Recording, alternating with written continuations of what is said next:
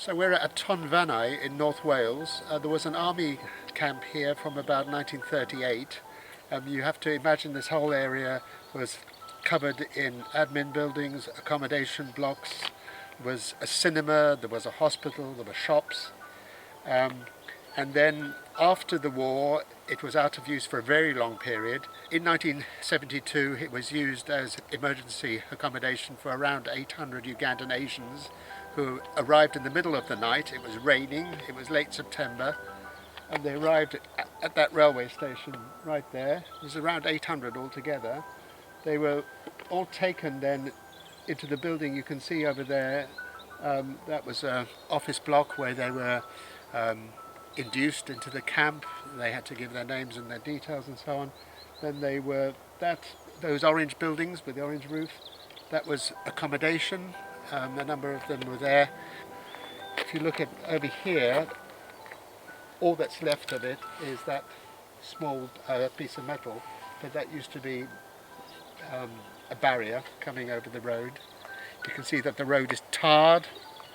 All along the side here are foundations of buildings, and if you look in the distance, there are ruins of what used to be the admin block for the camp.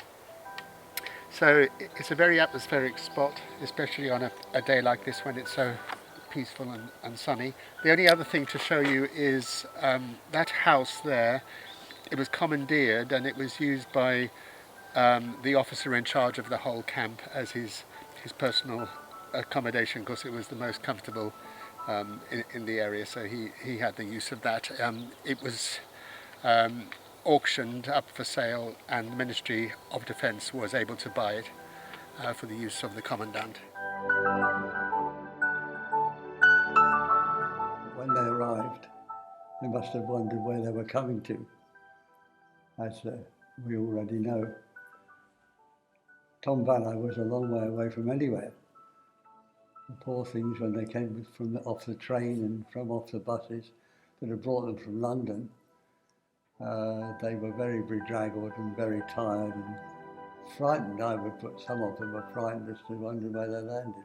The best thing ever happened to me was meeting Ron and Angela, two of the members who are Wales, English. They're English people. They used to live in Wales, and we got acquainted with them, and they came very close to us, and they used to take us to their house and entertain us and take us to the various sightseeing places and try to make us as comfortable as possible. It was remarkable to meet you after all these years. And let's put it on record that we've exchanged Christmas cards every Christmas since then. Yes, I work for People's Collection Wales, and it's a project run in partnership between National Library Wales, National Museum Wales and the Royal Commission on the Ancient Historical Monuments of Wales, and we work to provide a platform for anyone to be able to contribute their history of Wales.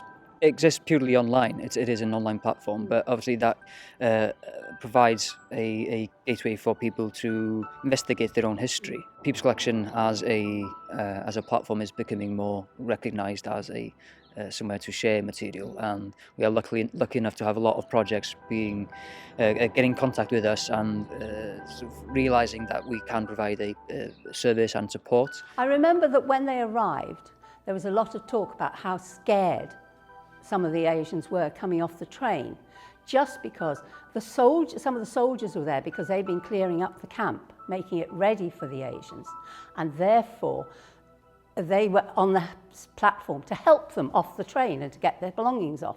Not that they had that many belongings, I don't mean that. And how frightened they were of seeing these soldiers, because they were thinking of what they just left. And after all, it had been a traumatic journey to get there. And to then see soldiers again, I think must have frightened them a lot. My family adopted this family, the Devji and Jamanis, and we made lifelong friends. They came to our house quite often for food. They moved from here to a place called Bala. They were rehomed there before they all went off to London and then Canada.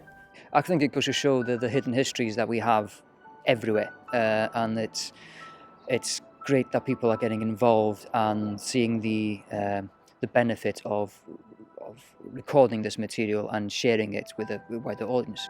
We just had 2 interviews done today, and they were absolutely fantastic, and they were speaking from their own personal perspective and their own experiences, but also giving some context to the event and that period of time that has obviously had quite an impact on this community, and it's still talked about, still present in people's memories. I was surprised how many did volunteer to come and help out.